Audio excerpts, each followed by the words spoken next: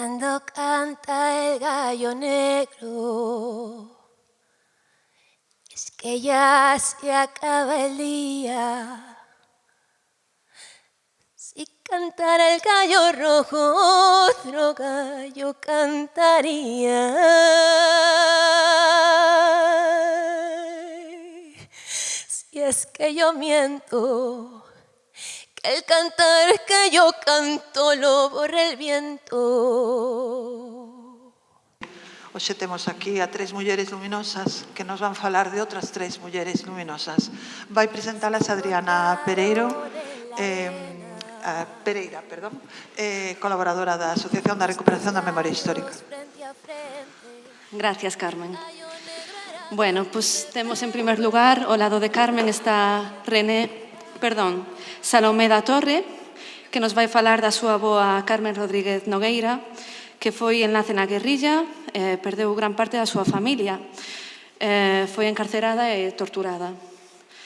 Temos no medio a René Miguel Bueno, filla de Araceli Bueno, exiliada española e axente activo na resistencia francesa, perseguida e encarcelada tamén polos nazis.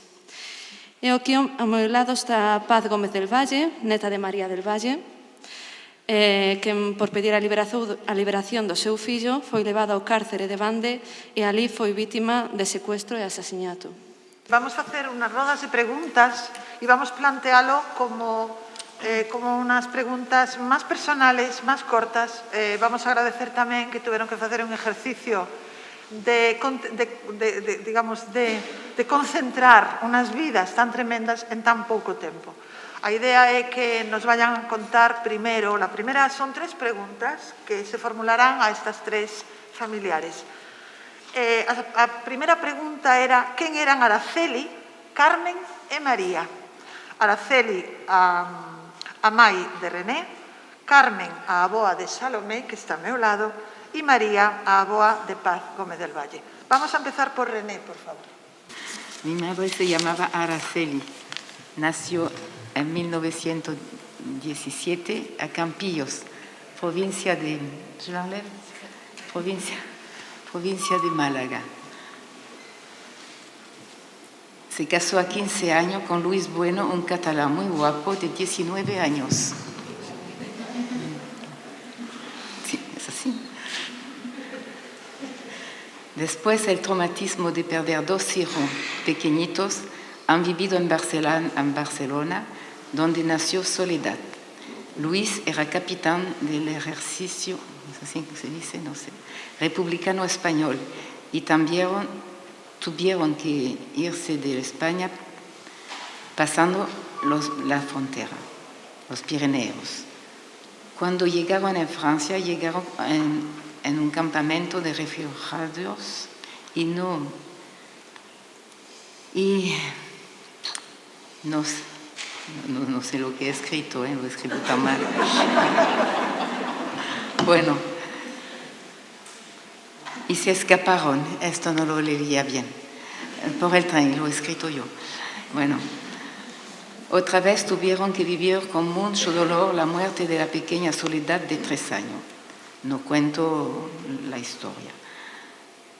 La vida empezó en otro lugar, en Corrèze, lado de Tulle, como Paloma, donde nació en 1941 otra niña, yo, René.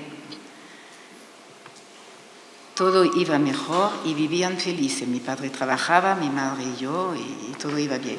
Pero los nazis estaban llegando en Corrèze y pidieron a mi padre de entrar en la resistencia, como sabía manejar las armas. Y fue mi padre que decidaba de todo lo que tenían que hacer con los maquisares, comandaba entonces. Pero una denuncia, Luis fue matado y mi madre cogida como prisionera por los alemanes. Y yo me tuvieron que salvar de quitar todo esto para llevarme en una capital más grande que los alemanes no pudieron encontrarme. Con el carácter de mi madre muy fuerte, no denunció ninguno de los maquisards. tuvo tortura y todo, pero no dijo nunca nada. Decía que los conocía todos y no querían que pasara algo allí. Se salvó porque estaba muy mal. Tenía que coger el tren por ir a Auschwitz, pero su estado de salud era tan más cerca de la muerte que la dejaron libre. Y así, de la manera que estaba, llegó a Champañac y supo que su marido estaba muerto y que su hija estaba en seguridad. Y ya tuvieron que poner mejor, pero nos quedamos mucho tiempo separadas la una de la otra. Unos años después recogió una vida de familia y quiso olvidar todo lo que se pasó de la guerra, ni hablar a nadie, y yo no sabía nada de lo que había pasado. Pasó muchos años antes que yo supe cosas. A veces había cosas sí, pero que no era hasta el fin mejor. Pero ella era feliz, llena de alegría, cantaba y bailaba. Ella era la vida de casa, que yo la veía así, siempre sonriendo, siempre contenta. Pero un día tuve que contar todo, y al final el testimonio que yo tuve que hacer le hizo muy bien. Y cuando yo le dije que estaba puesto en el Museo de la Resistencia de Tula, ella suspiró y me dijo: ahora puedo morir.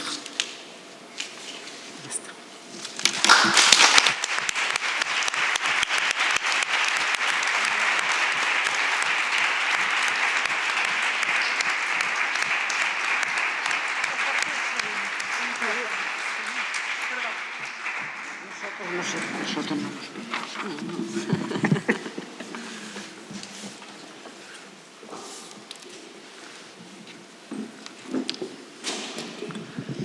Estaba diciendo Salomé ahora que estaba muy impresionada por este sitio. Por lo tanto, doblemente le agradecemos, porque hay aquí demasiados recuerdos. En fin, vamos a ser capaces de poder escoitar parte da historia. Gracias, Salomé, por ser capaz de contarla. Buenas tardes.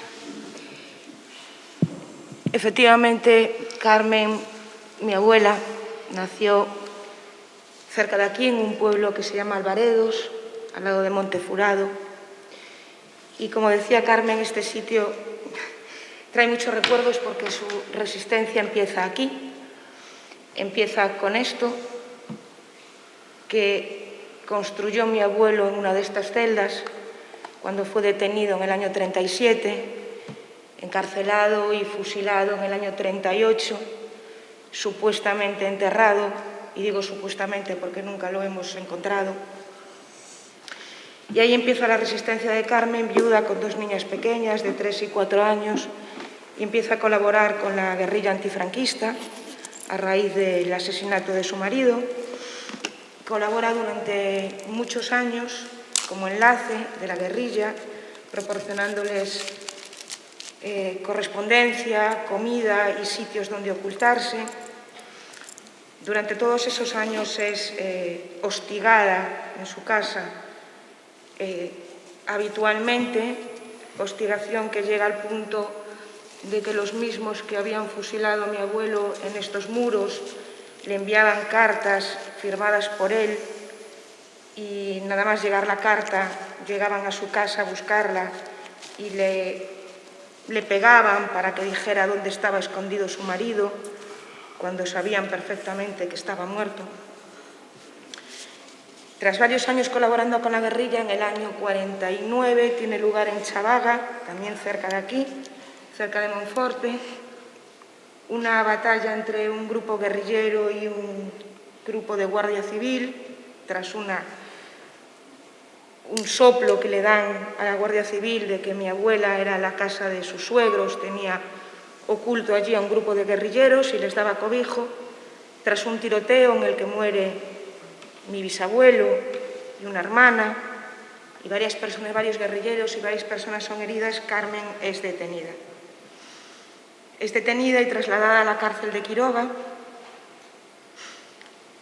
donde es salvajemente torturada, y cuando digo salvajemente, lo digo con todas las letras, porque le arrancan las uñas de las manos y de los pies, le queman sus partes y las axilas, la violan y la someten a palizas diarias durante el tiempo que pasó allí en su detención.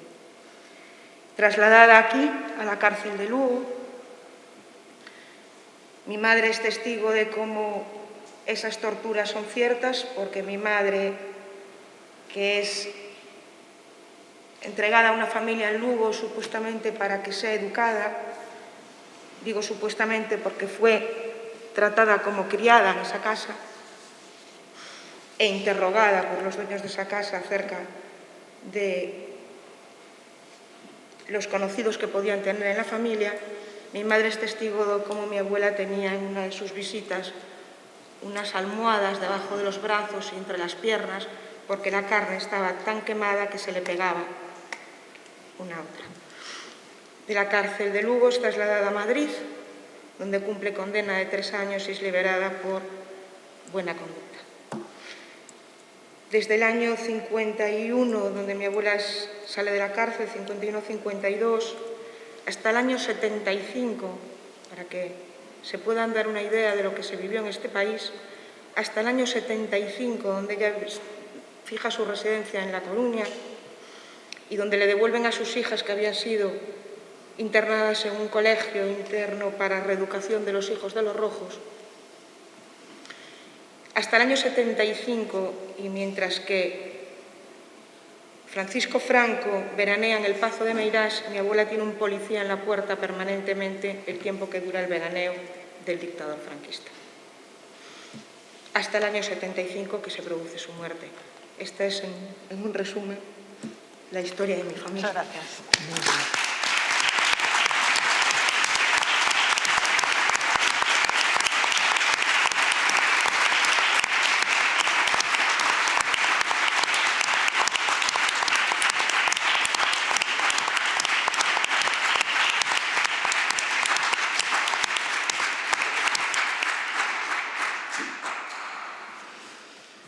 E María del Valle é a avoa de Paz. Paz é a neta de María del Valle. Son tamén unha digna avoa e unha digna neta. Bueno, eu voulle falar desde o corazón. O que sinto de verdade é igual. Coñéceme igual.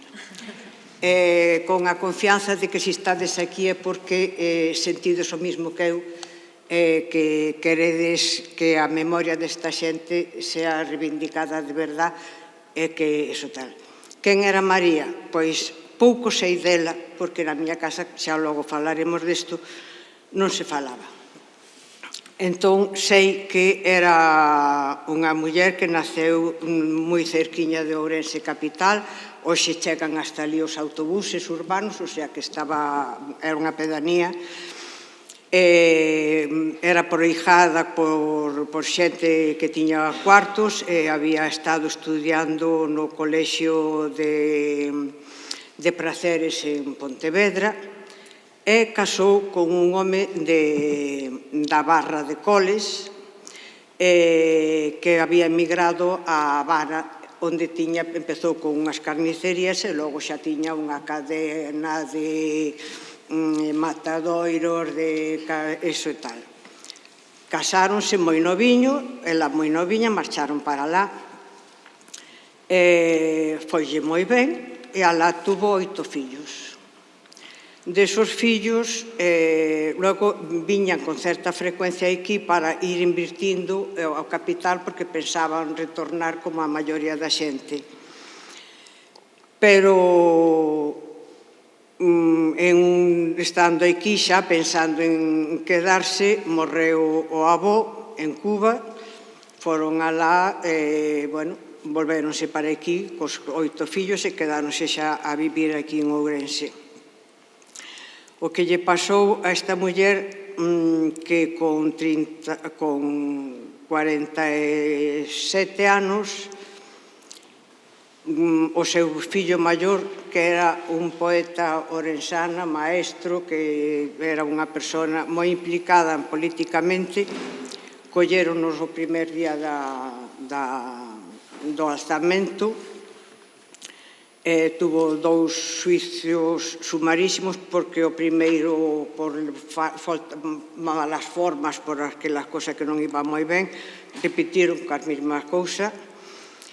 Ela o que fixo foi ir a pedir clemencia a todos os estamentos políticos que había naquel entón, pero non conseguiu nada. O único que conseguín é que a ela e o seu fillo, dos que tiñan vivos en ese momento, quedaran xa presos tamén. Entón, a ela, a finales de xullo, sobre o 24, 25 de xullo, xa meteron na cárcere, e o fillo o fusilaron o 11 de agosto do 36. Imaginades o que é unha nai con un fillo que é fusilado, ela na cárcere, e que o seu fillo pequeno, o Ricardo, que tiña tamén 20 anos, 23, 24 anos, tamén na cárcere. A Ricardo puderon sacar porque sempre había quen comentaba e dixeronlle que iban a sacar, entón presentáronse na porta da cárcel e tal, con un taxi, xente conocida e tal, e puderon sacar, pero tuvo que ir a cambio a luchar cos nacionales. Outra puñalada máis a esa muller, que ela había loitado por a liberdade e por a igualdade e por unha legalidade que era o que había en aquel entón, a República, pois matanlle o seu fillo maior, e o segundo ten que ir a loitar cos nacionales. A ela tuveron na cárcere de Bande, e logo nadie sabe por qué, porque eu falando con Xulio Prada, o historiador, el non sabe por qué a miña avoa a tiveron 15 meses na cárcere. Non saben, o sea, por moito que investigan, non encontran o motivo porque aquela muller estuvo ali, ou non a pasearon antes, ou porque a tuveron tanto tempo ali. O caso é que estuvo en Bande, os fillos iban cando podían, claro, non se podía ir todas as veces que se quería. Hai unhas cartas que eu dille a ela como unha muller pode ser unha muller culta, libre, con unha letra preciosa, en 15 días casi non poder interpretar a súa letra. Non sei se foi porque ya lle chegou o comentario de que a iban a sacar, que había pasado ali, pero cambioulle por completo hasta a letra. Un día que foron á cárcere a ver a nai xa non estaba. E nadie lles dixo nada. Estiveron 3 días buscando por todos os xente. Hasta que alguén, con un pouco de caridade, dixoulles por debaixo da porta: non busquedes máis a vosa nai, que está enterrada no mosteiro de Santa María no concello de Xinzo. Eso todo o que sabemos dela. Na cárcere compartiu con Salud Torres, unha rapaza noviña, que o seu delito había sido ser sindicalista, pertenecer ao UGT. Sacaron as dúas, deixaron mortas na carretera, na lama, cerca do pobo de Mosteiro de Santa María. O 27 de outubro do 37, o que quere dicir que xa facía frío e que os lobos baixaban. A miña avoa parece ser que non lles tocaron, pero parece ser que a Soledad sí se tiña un par de mordidas dos lobos. Iso é o que contan, porque, claro, sabedes que isto tamén vai moito de boca a boca e que as cousas non sempre son tal e como son. Nós estamos moi agradecidos á xente do pobo de Mosteiro, porque cando avisaron, estaba a carretera como a uns 2 kilómetros, avisaron de que estaban ali aquellas dúas mulleres que por a edade pensaban que eran filla e nai, colleronlas con un carro de vacas e leváronla para a porta da igrexa e con unha fosa conseguimos falar con unha señora xa moi maior que en aquel entonces tiña como 7 ou 8 anos e lembrábase do espectáculo de ver aquellas dúas mulleres no carro tirado por unhas vacas e como as enterraron de diante da igrexa, que todo o que lle puxeron foi unha cama de palla, meteronlas as dous outra capa de palla e por encima a terra. Pois esa é a historia de María, que o único que fixo foi defender o seu fillo, defender a legalidade da República, loitar por uns principios éticos e morais que levaba moi dentro e moi iso, que tuvo coraxe de sacar adiante todos os seus fillos e ningún deles se pode decir que tuvo a mínima, foron xente comprometida, xente traballadora, intelectuais, todos con unhas inquietudes culturais enormes, e que o que fixo o tempo que lle deixaron foi unha gran labor. Esa era María do Valle.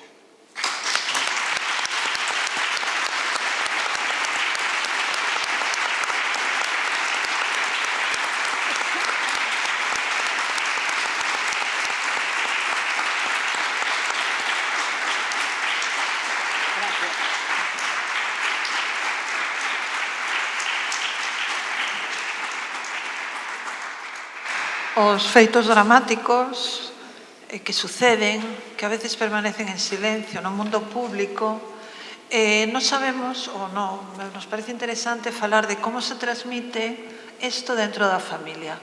Entonces, a pregunta é primeiro para René, como fue la información de los sucesos de tu madre?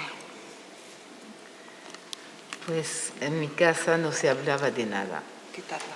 No se hablaba de nada, entonces, así, muy bien. Y entonces no sabía nada. Sabía así pocas cosas, pero sí. Y como yo no quería saber nada de la guerra, ya tenía bastante. Mi padre muerto, otro padre, en fin, lo llamé papá cuando nació mi hermano. Entonces nadie hablaba de nada. Hacíamos una vida como otra familia, corriente, como si nada se había pasado, sabiendo yo que había pasado algo, no ya está, no tenía padre y ya está. Pues la vida pasaba así tranquilamente hasta que yo tuve 50 años. Antes de mis 50 años ya empecé a tener mucho por mi padre. Como mi padre muerto, no tenía tumba de él, porque no se lo quitaron y lo pusieron en una fosa común. Entonces esto no lo podía yo aceptarlo, no era posible que mi padre muerto por la Francia no tenía, lo habían quitado de su tumba. Yo vi una vez, a 7 años, una cruz negra con su nombre, y su nombre era el mío, y mi padre estaba aquí. Pero no me llevan más, es decir, que como no se habla nada, parece que ya no está. Y cuando me volví otra vez a 14 años, pues no se encontraba la tumba. Y al final del cuento, el guardia le dijo, está aquí, pero yo ya estaba aquí, pero no había él, era una mujer. Pero alguien me cogió por aquí, a las espaldas, y me llevó allí y me paró. Y yo sabía que vendrían allí, y vinieron allí, y no había. Y dijo el guardia, Cuando se queda mucho tiempo sin ir en el cementerio, el ayuntamiento tiene necesidad del terreno y entonces lo quitan de allí y lo ponen en la fosa común. Pero esto, cuando yo oí esto a 14 años, no puedo decir lo que se pasó adentro de mí y que no lo hice ver, vamos a decir. Era así, yo estaba con mi padrastro, no había mi madre, nada. Y llegaron a casa, mi padre solo dijo, no había tumba, y ya está. Pero para mí no era, ya está. Ya está. Pero la vida continúa así. Y en casa tampoco nada más. Y a 50 años,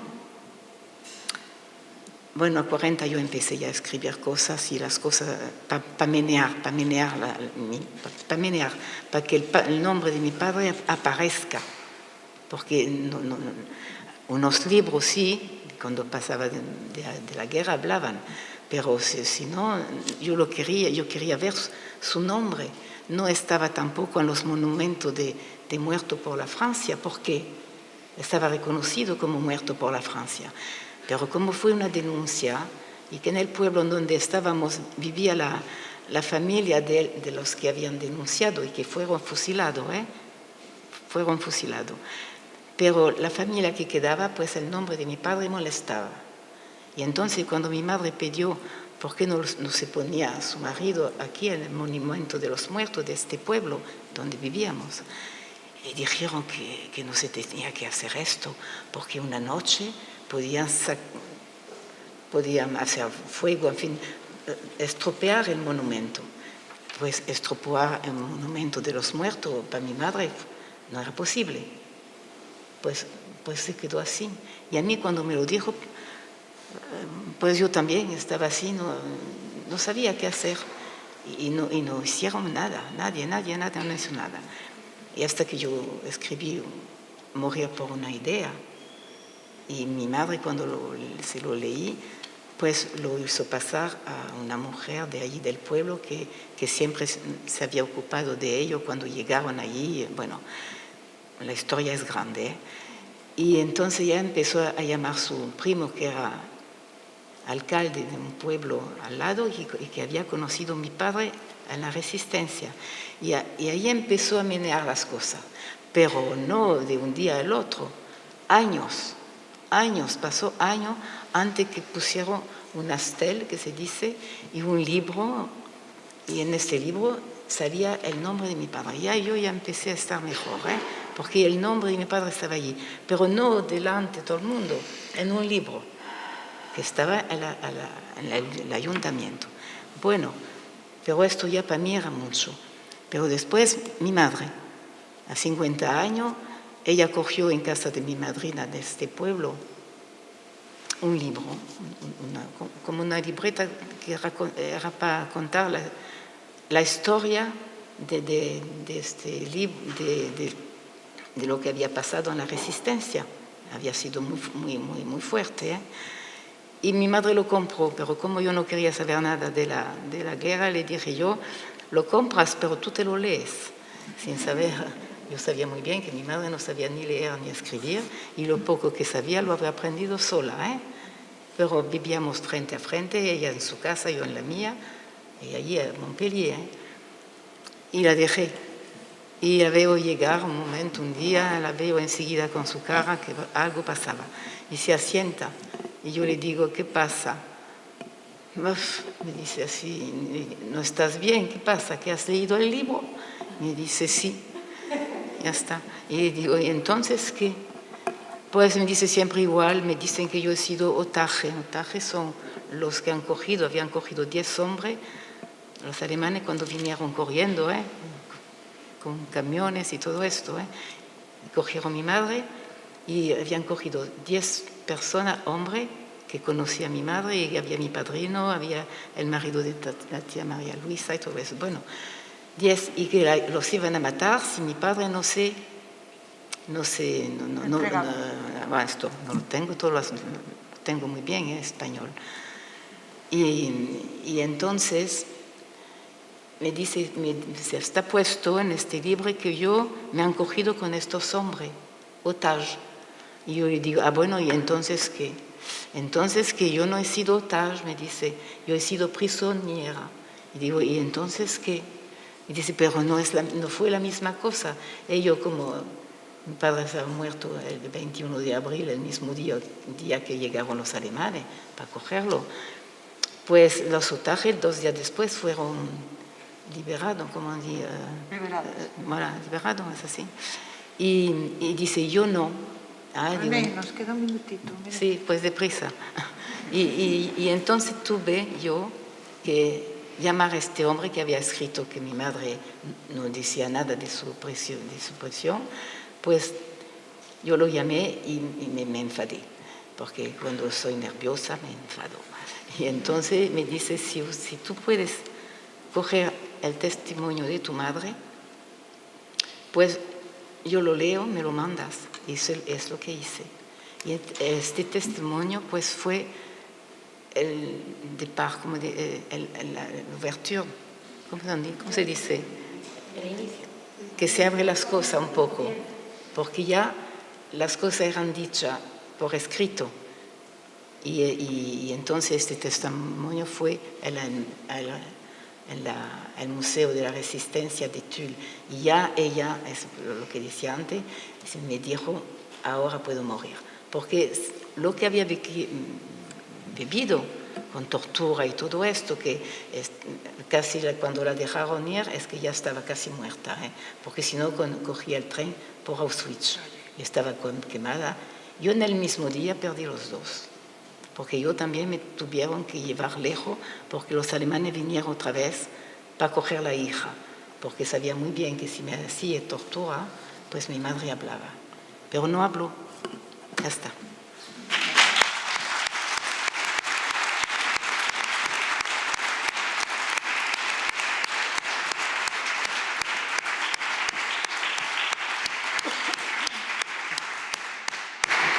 Salomé, no sé si tú conociste a tu abuela. Sí, mi abuela... Puedes quitar la mascarilla. Mi abuela falleció en el año 2007, o sea que sí tuvimos la oportunidad de vivir pues, muchos años y muy felices con ella. Preguntabas cómo se había transmitido, cómo... Nosotros no conocimos nunca la historia por mi abuela. Mi abuela jamás habló ni de su paso por la cárcel, ni de todo lo que había pasado. Nunca. Es más, de pequeños somos 5 nietas y un nieto, y el nieto jugaba como cualquier niño. Recuerdo que había venido con una pistola, un traje de vaqueros, y tuvieron que sacarlo de casa porque mi abuela se puso muy nerviosa con las pistolas. Nosotros no conocimos jamás la historia por mi abuela. De hecho, mi infancia transcurre al principio pensando que mi abuela era una persona trastornada, y lo digo así, porque a mi abuela le habían quedado tantas secuelas que cuando llegaba a casa miraba debajo de las camas, abría los armarios, pensando que alguien podía estar escondido. No quería relación con los vecinos porque entendía que podían delatar lo que hacía. Durante muchos años mi infancia transcurrió pensando que mi abuela pues, era una persona que tenía algún problema mental. Mi madre nos explicó que eso no era así, entonces nos fue contando poco a poco por qué esas circunstancias se daban y por qué las cosas y por qué mi abuela en algunos momentos reaccionaba así. Con los años pues, tuvimos la suerte de que ya no, y ya pues, llevó la vida con un poco más de normalidad. Pero mi madre nos lo fue contando por retazos de lo que íbamos viendo, pues circunstancias como esa, o verla en algún momento cuando se vestía o se desvestía, los bultos que tenía por el cuerpo. Éramos niñas y no entendíamos.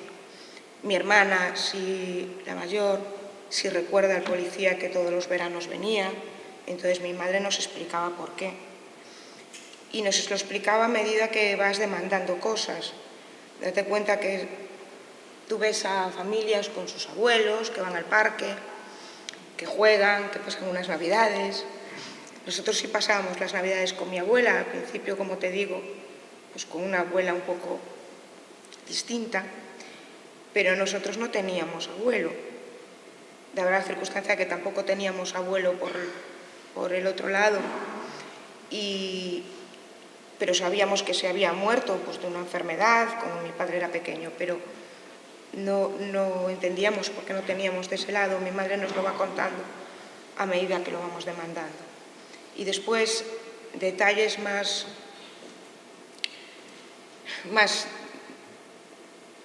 no sé cómo llamarlos, detalles que no puedes entender con 10, 11, 12, 13 años.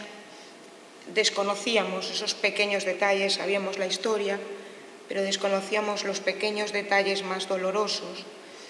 Tuvimos la oportunidad de conocerlos todos cuando Aurora Marco escribe el libro de las silenciadas y entrevista a mi madre. Y mi madre, a la que quiero recordar desde aquí porque falleció hace 2 años escasos, mi madre empieza de repente a contar la historia que nosotros ya sabíamos, pero con una multitud de detalles que desconocíamos y que eran bastante dolorosos para todos. Pero sí, nosotros sí nos transmitieron la historia de mi familia. Mi madre nunca negó y siempre llevó con mucho orgullo todo lo que mi familia había luchado, la ideología de mi abuelo, la persistencia y la tenacidad de mi abuela, que era analfabeta y aprendió a leer y a escribir porque le enseñaron sus compañeras de cárcel. Todo eso mi madre siempre estuvo muy orgullosa y nunca nos ocultó nada, jamás.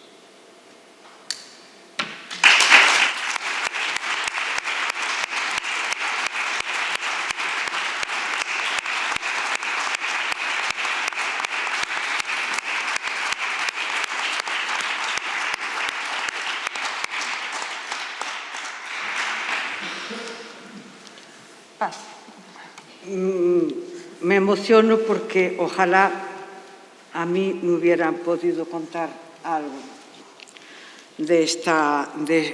en primera persona. Mi padre murió cuando yo justo a los 14 días de cumplir los 18 años, en 1965.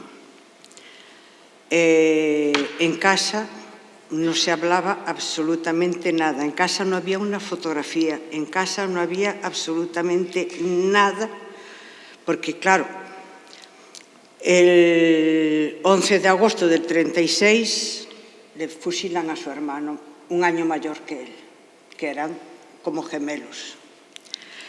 En octubre del 37 sacan de paseo, como os decían antes, que odiaba, a su madre y la dejan tirada en la carretera. Pero su hermano Ricardo, que había tenido que ir a luchar con los nacionales, resulta que la guerra termina el 1 de abril del 39 y el 10 de abril del 39, en la estación de Valencia, cuando estaba a punto de subirse al tren para venirse de vuelta para Orense, un falangista orensano, al dicho de «ahora ya no me sirves para nada, rojo», le pegó un tiro por la espalda. Entonces comprenderéis que cómo mi padre podía hablar de esa época. Era totalmente imposible. Lo que yo no les perdono, aunque me criaron sin el rencor y me criaron con la cosa de que todo el mundo, y me lo recalcó muchas veces mi madre, que una persona que fuera consecuente y coherente con sus creencias, fuera ideología política o religiosa, que me tenía que merecer todo el respeto del mundo y que lo respetara siempre como persona, aunque no estuviera de acuerdo con ella. Entonces, yo no estoy de acuerdo y no les eso, pero yo lo que no les puedo perdonar es que a mí me dejaron sin historia. A mí nadie me pudo contar absolutamente nada de mi familia. Os voy a contar una anécdota. Con 17 años, unos meses antes de morir mi padre, fui a pasar unos días con una hermana suya, con Mercedes, a La Coruña. Y las dos en la cocina, porque ella era muy charlatana y era una mujer maravillosa, y era la única que hablaba un poco del tema, pero bueno, de aquella manera por protegernos también, porque oíamos mucho que si los habían matado, algo habrían hecho, ¿no? Digo, ay tía, este cuchillo que mal corta, deja que le doy un xeito. Cogí el cuchillo y traca, y mi tía, digna nieta del abuelo. Y veo que tiene que ver el abuelo Manuel con esto. Y dice, por Dios, niña, ¿no sabes que tu abuelo era carnicero? Yo no sabía que mi abuelo era carnicero. En mi casa no se había hablado nunca, ni de su infancia. Hombre, recordaban en Cuba lo bien que vivían, pero cosas, eso mi padre me acuerdo que la primera vez que luego cuando yo me fui a vivir a Canarias y me encontré con el plátano macho que él me hablaba para freírlo y todo eso, de esas cosas cotidianas sí hablaba, pero de lo que era su familia, sus recuerdos de niñez, sus historias, absolutamente nada. Ya os digo, no había una fotografía. Yo recuperé fotografías hace 10, 12 años en casa de mi tía Mercedes en Coruña. Petición de mano de la abuela, fotografías de la abuela con sus hijos conforme iba aumentando la familia. Pero yo no sabía qué cara tenía mi abuela. Yo no sabía qué cara tenían mis tíos cuando eran pequeños y cuando eran eso. A mí es que me robaron absolutamente todo esa parte de mi vida. Y esa envidia que me da ella, por ejemplo, cuando está comentando de que la abuela les comentaba, lo que yo hubiera dado, porque yo puedo sentar con mi abuela, no, por desgracia ninguna de las dos, una murió de cáncer cuando mi madre tenía 7 años. Y mi madre, de lo poquito recuerdo que sí tenía de su madre, sí nos lo contaba. Pero lo que yo hubiera dado para poderme sentar con mi abuela y preguntarle cosas tan sencillas como ¿cómo conociste al abuelo? ¿Cómo era mi padre cuando era pequeño? Porque es que esas cosas tampoco se las podía preguntar a mis tías, porque era preguntarles esas cosas y ponerse a llorar, pero con una tristeza.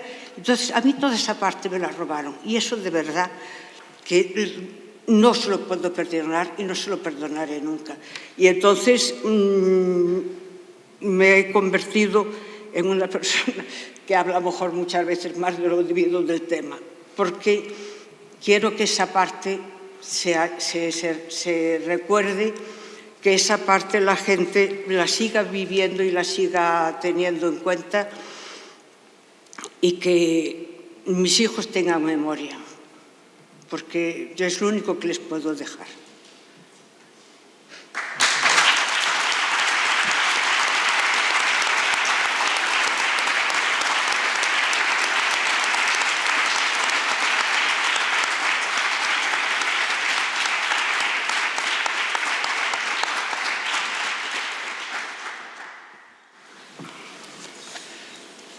Que boas fillas e netas temos aquí. Que gusto das coitalas. Cando vivimos a veces rodeados dun silencio tan terrible e de repente sale como un volcán de lava contando o que pasou con este orgullo, con esta tristeza, con este dolor, con este sufrimiento, pero con esta forza luminosa, a verdade é que emociona un montón. Teño que decir que va a formar parte desa honra que temos que facer a estas mulleres resistentes con unas fillas e netas que son tamén mulleres resistentes. Tiñamos unha pequena última pregunta, pero si queren que fagamos xa o debate, como nos digan mellor. Tiñamos unha última pregunta, si parece facémola rapidiña, que como se sinten, bueno, sabemos o que nos van dicir, pero queremos que nos lo digan elas. Como se sinten sendo fillas ou netas? Que hai para o futuro? Que debe pervivir das súas ideas? Que debemos facer hoxe para ser dignos delas? Yo no he puesto mucho, ¿eh? Tenemos un minutito. Acerca un poquito el micrófono, justo, por favor. no será muy largo esta vez. Porque no he tenido mucho tiempo. Porque cuando empiezo a hablar, pues tengo que contar todo y como aquí es muy cortito, no lo puedo decir. Pero en fin, ayudado de mi hija, hemos arreglado esto. Bueno, pues yo soy hija de Araceli y de Luis y soy muy orgullosa de ellos y de lo que han hecho, todo por la libertad. Uno como el otro querían vivir en un país libre y que no fue muy fácil aquí en España. La libertad era sus ideas a los dos. Y mi madre, siendo su esposa, pues seguía a su marido. Y su marido era muy así. Y claro, también pensaba que todo el mundo tenía derecho de vivir en un país donde se podía hablar como se quería o hacer las cosas que se quería, sin no tener siempre detrás de ello a alguien que impide. Es esto muy malo. Bueno, pero en fin, ¿qué quiero decir? Para mí son modelos y estoy muy contenta de estar presente aquí para hablar de ello y poder adelantar de lo que han hecho y el coraje que han tenido y la fuerza y toda la determinación para irse de aquí, porque si se habían quedado aquí, bueno, mi padre ya comandaba a Barcelona y ya sabía muy bien lo que le iba a pasar. Entonces se fueron corriendo, mi madre estaba mala, pero los médicos habían dicho que tenía una hemorragia muy grande después de una operación y decían mucho reposo. El reposo lo tuvo que coger el camino andando hasta los Pirineos. Está bien, ¿eh? Y la niña de 3 años. Pero en fin, lo hicieron y ella con la fuerza de carácter que tenía, porque la he conocido muy bien, seguro que estábamos bien, nosotros también. Bueno, en fin. Y quiero decir también que doy muchas gracias al libro de Paloma, las voces de la libertad, porque a mí me ha ayudado mucho, porque me ha dicho la vida de mis padres, y todo bien, y la niña, y entonces, y yo, claro, porque estoy también por mis padres. Entonces he vivido también cosas muy malas. Y entonces quiero decir también, la exposición Mujeres Resistentes a la asociación ARMH, es decir, Asociación por la Recuperación de la Memoria Histórica. Es por esto que estoy aquí.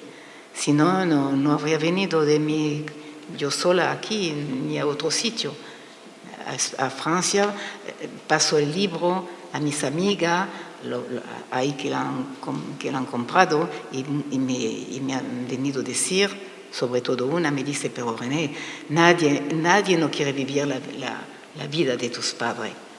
Eso me ha hecho mucha cosa porque yo he dicho es verdad. Nadie quiere vivir esto. Y en día de hoy nadie tampoco lo quiere vivir. Y tenemos esperanza que nadie más viva. ¿Y qué pasa hoy? Cuando se ve todos los refugiados que vienen a Francia o en todos los sitios, son también, no viven bien. ¿Cuánto no llegan a donde quieren ir? No llegan, son muertos antes, no mucho tiempo allí yendo en Inglaterra, pues se cayeron del barco y ya está. Quiero decir que tenemos que pensar que las cosas se arreglen para todo el mundo y que todo el mundo pueda vivir libre. Solamente esto. Que la libertad.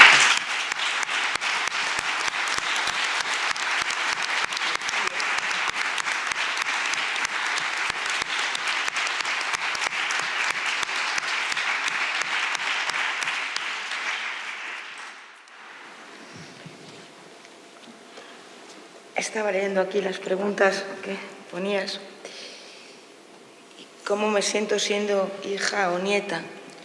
Yo me siento muy orgullosa, siento un gran orgullo por Carmiña dos Alvaredos, como le llamaban en la guerrilla, y por Carmen la abuela, el mismo orgullo.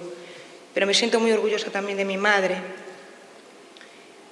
que jamás nos ocultó nuestra historia, que jamás blanqueó nada, que nos dijo de dónde veníamos, que se sentía orgullosa de dónde venía, que con 4 años en este edificio golpeó una de esas puertas a patadas pidiendo que soltaran a su padre. Y me siento muy orgullosa porque lo poco o lo mucho que soy se lo debo a esas 2 mujeres. Y como ellas, a cientos y miles de mujeres en este país que resistieron, educaron a sus hijos y a sus hijas, nos hicieron ver que el respeto y la libertad era fundamental. Y por eso, sintiéndome orgullosa, pone aquí qué hay para el futuro.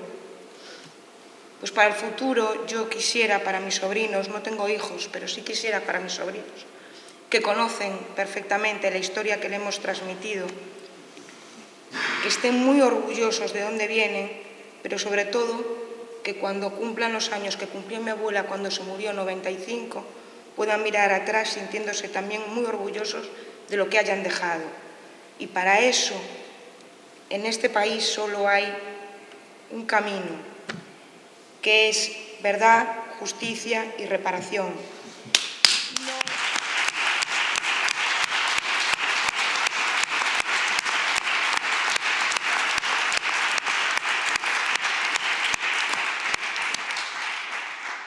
No vale de nada que yo venga aquí hoy y vuelva mañana a otro sitio, que las hijas, las nietas, los hijos, los nietos sigamos contando historias.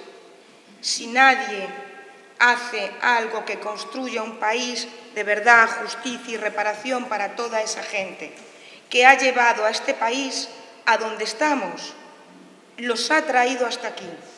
Ese es el futuro que quiero, que sigamos construyendo sobre la base que ellos construyeron, muchos de ellos con su vida y otros muchos de ellos, como en nuestro caso, con mucho, mucho, mucho dolor. Gracias.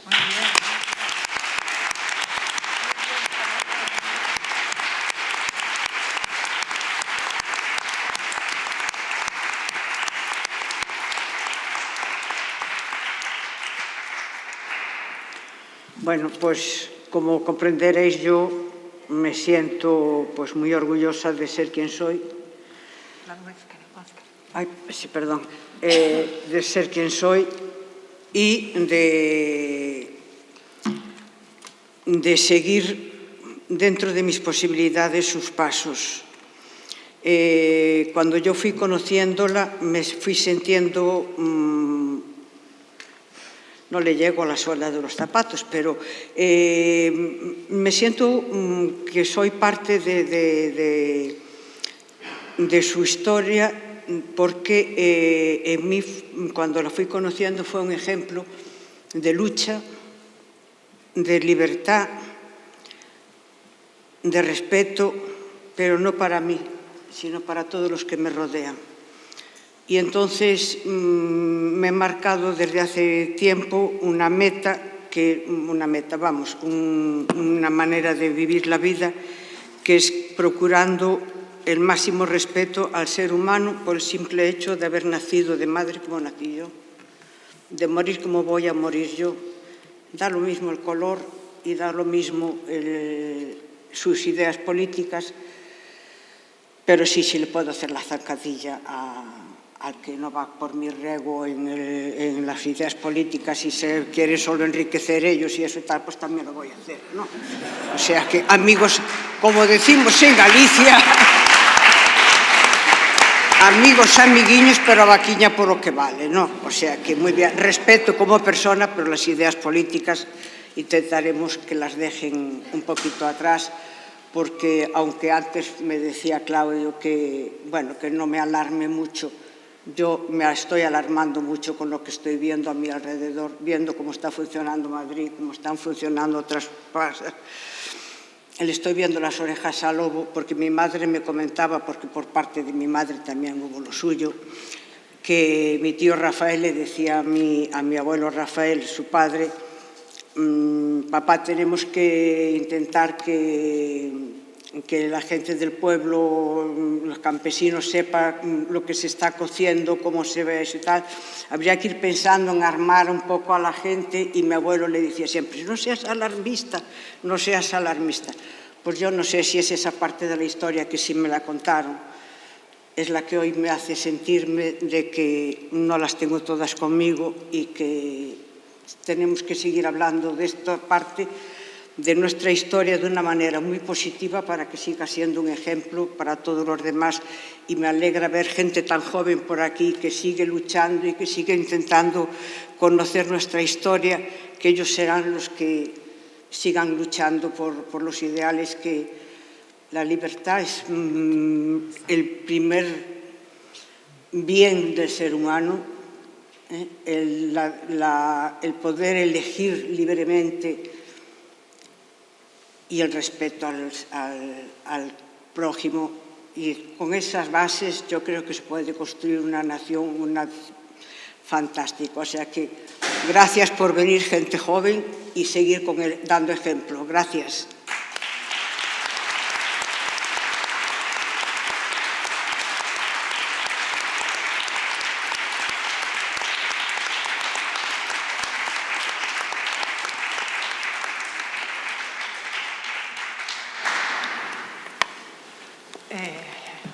Pensamos en abrir un pequeno coloquio, porque seguro que se plantea... Bueno, a ver, é que este peche está tan broche de oro, sí, que realmente aquí estaría bien, pero vamos a dar 10 minutos para, si hay alguna pregunta en concreto, alguna sugerencia o alguna felicitación, pues demos así esa posibilidad. Repito que será muy poquinho tempo. Si no, yo tengo uno. Vale. Sí. Bueno, Paz, yo quiero decirte antes que nada que no creo que nunca hables más de lo debido del tema, más bien todo lo contrario, y quiero daros las gracias a las tres por dejarnos conocer un poco mejor a vuestras abuelas y a vuestra madre en este caso. Y a mí me he quedado con ganas de conocer un poco más a María, porque mencionaste unas cartas que escribía desde la cárcel, y entiendo que es algo muy íntimo y muy personal. Pero si nos puedes contar un poquito del contenido, de pues, qué le afectaba más estando allí, en qué cosas pensaba y sobre todo qué sentiste tú al conocerlas y al leerlas. Aparte de decirles siempre que no pidieran a nadie por ella, porque claro, con lo que ella había pasado, que fue a pedir clemencia y ya no salió, ya la dejaron allí, pues se preocupaba mucho por sus hijos, porque casi quedaron en la indigencia, porque los bienes que tenían, pues tenían grandes fincas arrendadas a falangistas, tenían pisos alquilados, y claro, al ver que se habían quedado solos y que se iban encima con represaliados todos, no recuperaron nada. Entonces, pues, el único que podía trabajar en aquel entonces era mi padre. Mi padre es una persona muy delicada de salud. Desde los 18 años no comió en su vida nada más que pechuga de pollo asada, merluza cocida y papas de maicena. Lo recuerdo toda, y tortilla francesa. Era su menú. Ni una verdura, ni una lechuga, ni nada de eso. Estuvo a veces, llegó a estar ingresado en Jiménez Díaz, teniendo yo 3 meses, una gran temporada, porque tenía problemas de estómago, tenía problemas de salud. Y entonces, claro, pues ella, aparte de preocuparse de las hijas y preocuparse de su hijo que estaba en el frente, gracias a Dios ella no llegó a saber que también se lo habían quitado del medio, pues se preocupaba mucho por mi padre, que entre las hermanas que lo cuidaran, y comentaban muy poco de la situación que había en la cárcel. Sí les pedía, por favor, unas zapatillas de abrigo porque pasaba muchísimo frío, y que si podían llevarle ropa de abrigo, más abrigo, y zapatillas de lana y sea, contundentes para invierno, que no se anduvieran con con cositas monas como hacían las hijas porque era la costumbre que tenían, claro, eran unas señoritas y entonces eso. Y eso era lo que a ella más le preocupaba, que no pidieran clemencia, que no fueran a hablar absolutamente con nadie, que no, ni por rebajarse, ni por los problemas que les podía causar, porque claro, solo quedaba mi padre, un hombre, ya te digo, delicado de salud, y luego quedaban 4 mujeres, chicas jóvenes, que se casaron todas en esos años, en el 37, 38, 39. También os digo una cosa que antes no comenté. Yo no recuerdo hasta el año 70, poco más o menos, una fiesta familiar de una boda. Ahí se casaba la gente, iba al juzgado y a la iglesia por la mañana a las 9 de la mañana y se iban para casa porque no había celebración. En primeras comuniones se iba a misa un día corriente, se hacía la primera comunión y para casa. Como mucho en casa te hacían un chocolate con un bizcocho para celebrarlo la familia, porque no se celebraba absolutamente nada. Entonces, claro, ella pues tenía la cosa esa de no pedir. Sí, al principio habían pedido firmas y a varios médicos de Orense. Quien se movió mucho por mi tío Manolo fue el cardenal Fernando Quiroga Palacios, que estuvo con él la noche anterior, en la vela, la noche anterior a fusilarlo, estuvo con él toda la noche porque era muy amigo de la familia. Y todas esas cosas era lo que ella retransmitía. Y lo que luego mi tía me contó un día en la cocina hasta las 5 de la mañana, las dos charlando, yo con 17 años, y me contó así un par de pinceladas, pues anécdotas de eso, pero pinceladitas así, pues eso, que la abuela se preocupaba de esto, del otro, pero de una manera muy escueta y muy sin entrar en detalles. Claro, ella se preocupaba mucho pues por los que quedaban en casa, que quedaron totalmente desamparados. Claro. Fue horrible, ya te digo, eso es el pan nuestro de eso, ya ves todos los ejemplos de torturas y de todo lo demás, o sea, la degradación del ser humano al máximo. Y eso no se puede permitir que se repita. Exposición tenían que estar también René, Salomé y Paz. Yo lo que pueda ayudar, sabes que aquí estoy. Son as mulleres resistentes de hoxe, son as que romperon o silencio, son as que nos dan unha visión de futuro e son os que dan dentro deste dolor tan terrible do que se conta solamente unha parte. Eu agradezco especialmente a Salomé que este aquí, porque a historia familiar de Salomé o que contou é unha ínfima parte do que sucedeu na súa familia, que é unha tragedia terrible. E cando ela acaricia... Pues, lo hizo mi abuelo aquí y esto mi abuela aquí. Entonces es lo único que tenemos de él. Esto es una pitillera que hizo él aquí, en la cárcel.